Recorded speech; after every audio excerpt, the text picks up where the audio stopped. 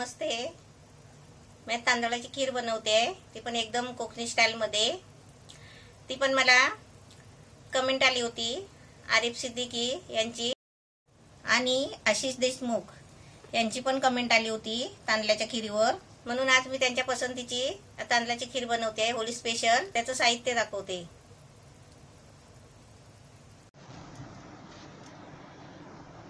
हे तांदूळ आहेत, म्हणजे घरातलेच भाताचे तांदूळ आहेत, म्हणजे कोलम तांदूळ वगैरे असे घ्यायचे। हे धुवून आहे ना स्वच्छ, मी 1 वाटी तांदूळ घेतले होते, ते स्वच्छ धुतले आणि थोडेसे सुकवले पंख्याखाली आणि मिक्सरला आहे ना, म्हणजे एका तांदळाचे 2 तुकडे असे तांदूळ लावून घ्यायचे मिक्सरला। असे मी लावून घेतले।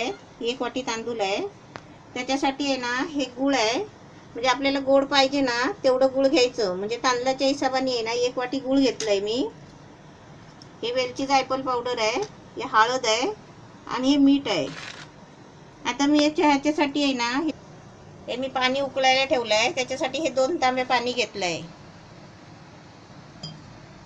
हे 2 तांबे आहेत, हे मी 2 तांबे असे पाणी उकळायला घेतलेलं आहे।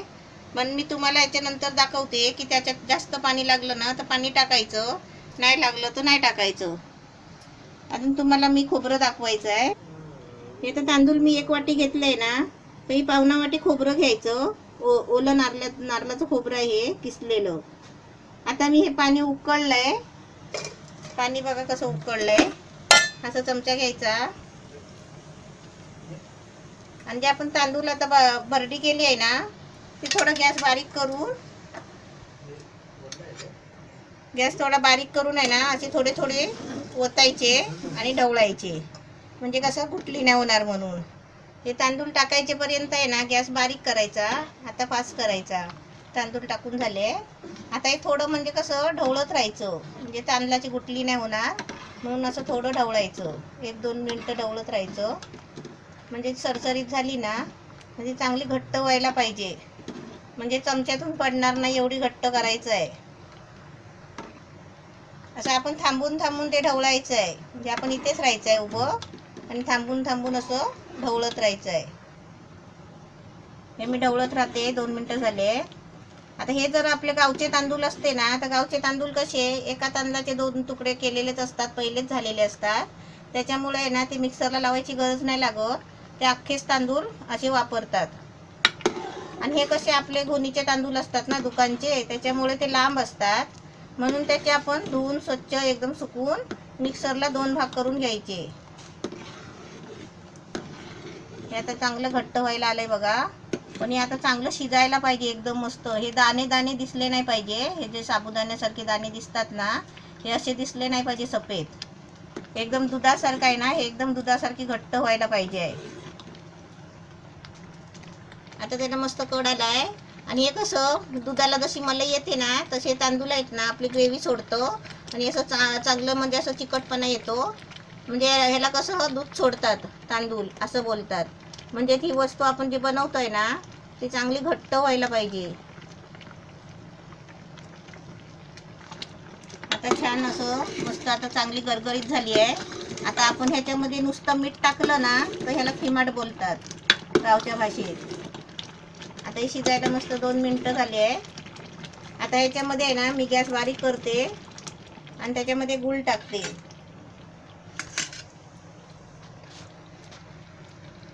आता गॅस बारीक केलाय, आता त्याच्यामध्ये हे 2 गुळाचे खडे घेतले आहेत ना, हे असे टाकते त्याच्यामध्ये, कारण ते गुळ आहे ना ते आपोआप वितळतो। आपण थोडा गॅस आता मीडियम करते।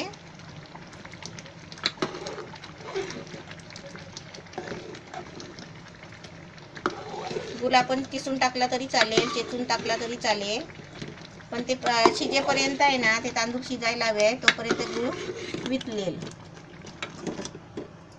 गूळ त्याच्यामध्ये कसं थोडं थोडं ते जिरतंय आणि त्याला बघा कसा कलर पण येतोय छान।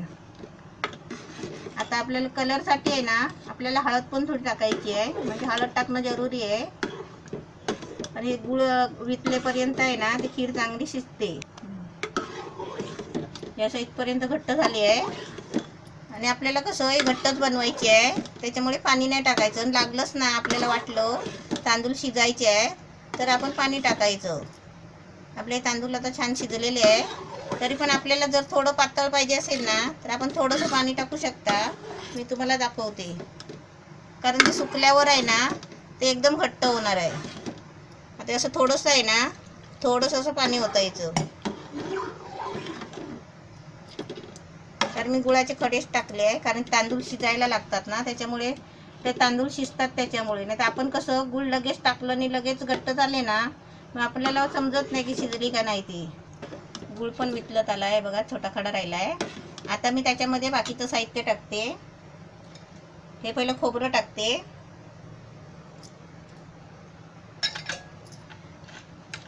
त्याच्यानंतर आहे ना आपल्याला चवीपुरतं मीठ टाकायचं आहे. कारण गोड आहे ना, त्याला कसं थोडं मीठ टाकायचं, म्हणजे जास्त नाही टाकायचं, थोडं कमीच टाकायचं. आणि आपल्याला कलर येण्यासाठी आहे ना म्हणजे हळद वापरायचीच असते. ते आता मी हळद टाकते. आणि आता त्याच्यामध्ये वेलची पावडर टाकते. अशी वेलची पावडर आहे ना अर्धा चमचा टाकायची. आता या सर्व साहित्य टाकलं आहे, पूर्ण एकदम साहित्य सगळं टाकून झालेलं आहे. आता फक्त याला एक उकळी यायला द्यायचं. जी हळद टाकली ना ती पण संपूर्ण लागली पाहिजे, खोबरं पण शिजलं पाहिजे. त्याच्यामध्ये मी आहे ना थोडंसं पाणी टाकते, कारण ते खोबरं पण शिजायचं आहे म्हणून.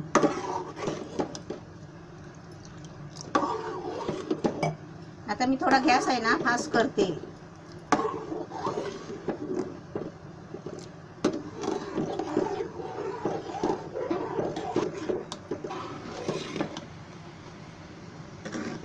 हे आपले तांदळाची खीर आहे. आणि ती गावाला म्हणजे एकदम कोकणामध्ये आहे ना ह्या तांदळाच्या खिरीला जास्त मान असतो. कधी पण कार्यप्रसंगाला आहे ना, लग्नाला वगैरे, हे लग्नाला तर मुद्दामच आमच्याकडे ही खीर बनवली जाते. आणि अजून पाडव्याला खीर बनवतात. पाडव्याला म्हणजे आमच्याकडे कसं खिरीचाच असा प्रसाद दाखवतात देवाला, गुढीला वगैरे. आणि प्रत्येक सणाला कुठलं पण कार्य केलं ना तरी त्याला ही खीर असतेच, असा आमच्याकडे प्रकार आहे. म्हणून तुम्ही सणासुदाला आहे ना कधी पण अशी तांदळाची खोबऱ्याची खीर बनवू शकता. अशी मस्त आमच्या कोकणातली तांदळाची खीर आहे, पिवळी. आता थोडी मी त्याला उकळी यायला देते, मग आपली खीर मस्त कंप्लीट होईल.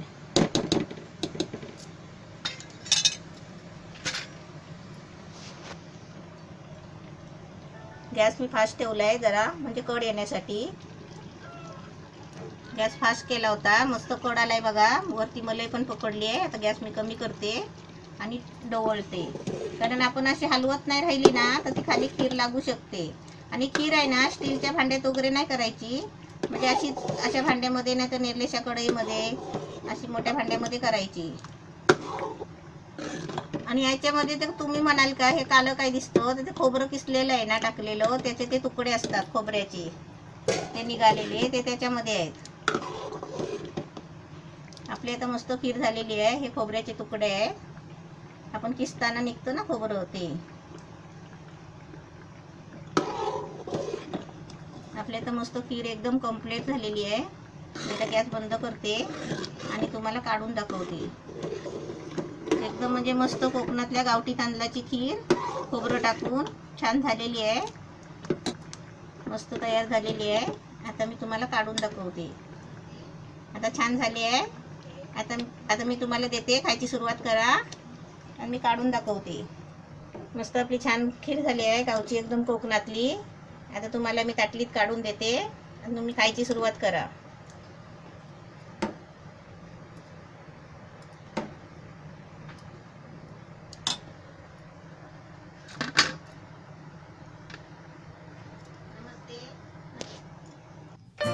आपली मस्त कोकणातली एकदम मस्तच्या मस्त डिश तांदळाची आणि खोबऱ्याची खीर एकदम मस्त रेडी छान झालेली आहे. आणि आमच्या गावामध्ये खूप चालते सगळ्या कार्यक्रमाला. आणि आम्ही पण पूर्वी आहे ना एक एक ताट भरून खायची खीर. आता बनवली भरपूर दिवसांनी, म्हणून मस्त वाटते, छान वाटते. आणि अशी चमच्याने खायची, अशी छान झाली आहे. पहिला मी तुम्हाला आधी माझ्या कोकणातली खीर आहे ना, तुम्हाला मी एक चमचा पहिला खायला देते. मस्त झाले आहे, एकदम छान झाले. तुम्ही पण अशी बनवा आणि मला फोटो काढून पाठवाल, कशी झाली ती पण सांगा.